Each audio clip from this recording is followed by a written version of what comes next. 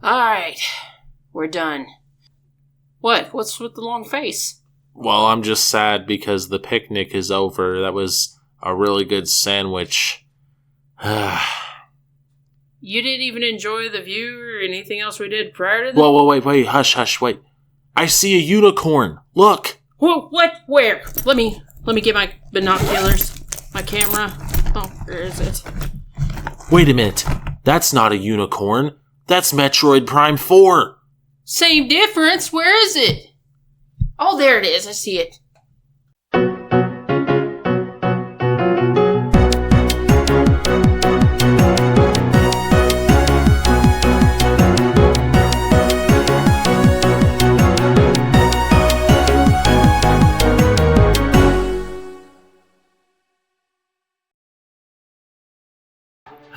Yes, Metroid Prime 4, the game that has long been a unicorn to Nintendo fans. Originally unveiled back in 2017, the game was mostly silent for a very long time. It was announced in 2019 that the game had shifted development studios, but other than that, fans have really not known anything about Metroid Prime 4 in years. So it goes without saying that this announcement came to thunderous roars of excitement. Yeah, I'm just looking at this. This is truly a beautiful creature. I mean, we've been waiting for it for so long, and here it is, in all its splendor. Before this trailer had released, Metroid Prime 4 had been dormant for so long that some people had even began to believe that the game had been cancelled, or that it was in development hell at the very least. A lot of people were very worried about the game and its overall well-being, but it finally came through for us, and boy, it looks beautiful. And this is coming from someone that hasn't really played a lot of Metroid games, but this trailer has got me really excited, and I can promise you guys I will be there when this game launches because it looks good.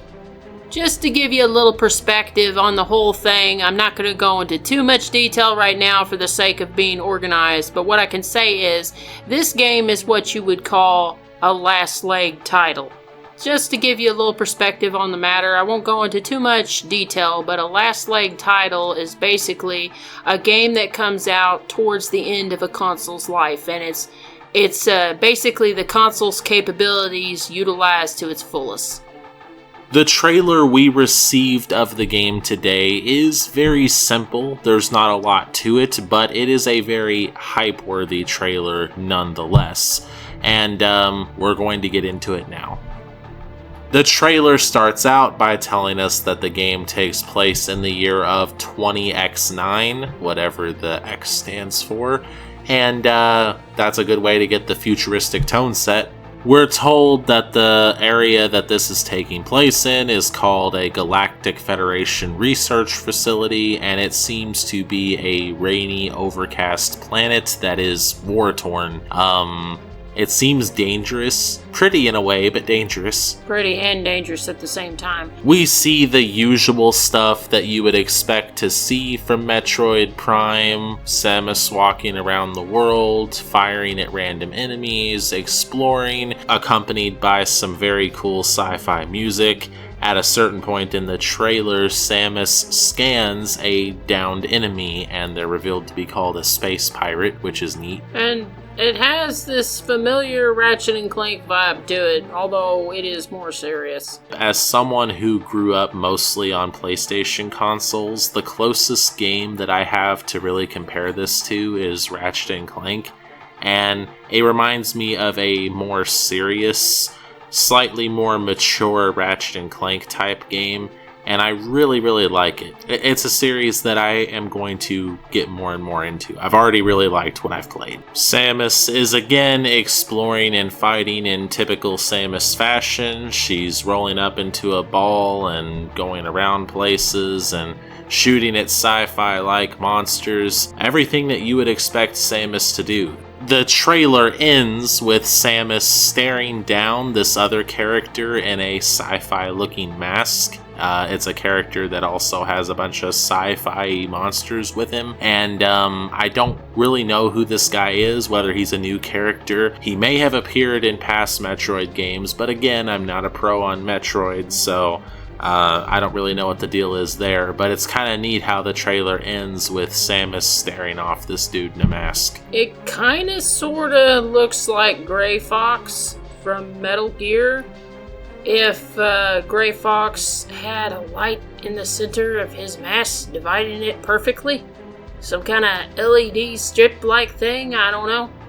As he steps in, the sci-fi music gets this kind of eerie rock tone to it, which is neat, unexpected, but neat. Which psychs out all the good millennials. You want to do that, just add a guitar riff. Not acoustic, though. Anything but that. We can tell that Samus's armor has been slightly altered from, say, what it looked like in Metroid Prime Remastered. It's nothing too significant. On a basic level, it's the same, but stuff like the faceplate has a slightly different shape now, and there's just a couple little ridges and whatnot that are there that weren't there before.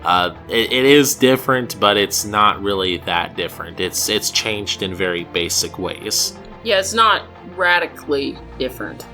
Also, I want to say that for a Switch title, this game looks really good graphically. When I first saw this, I thought that it was going to be a game on Nintendo's new console that they're gearing up to announce, but according to the trailer, this is a game that's going to launch on the Nintendo Switch, and looking at how good it looks in this trailer, that's very impressive because it looks really good. It looks like it's above what the Switch should be capable of, but here it is. We see a console being pushed to its absolute limits, and you get some pretty amazing results because of that. I mean, seriously, this game looks good enough to a point to where it wouldn't be out of place if it were a PS5 title, at least in my opinion. And on the Switch, when you consider how far behind it is the PS5, at least on paper, it's very impressive that the game looks good enough on the Switch that it looks like it could pass as a PS5 title.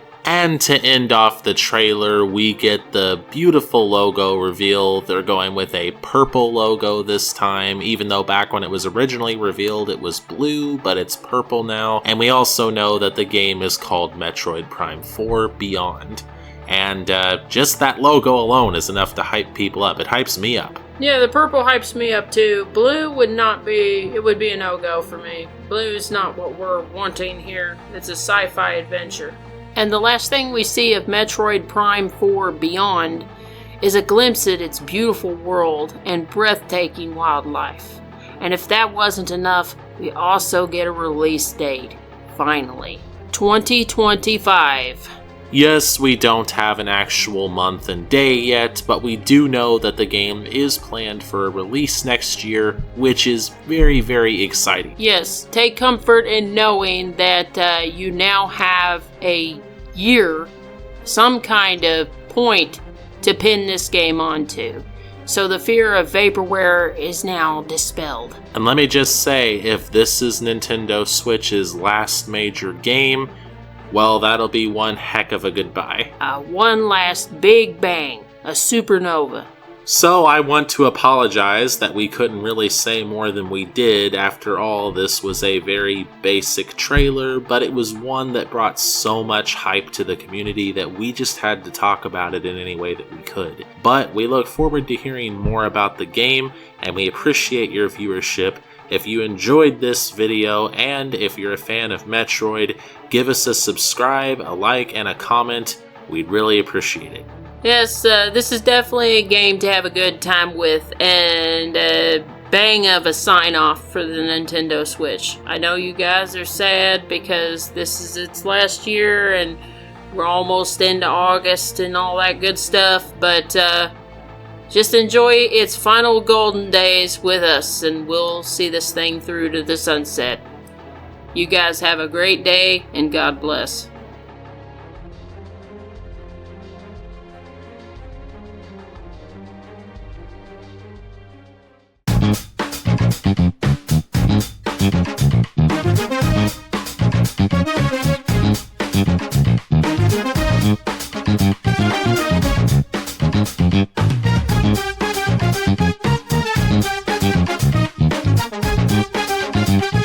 Bye.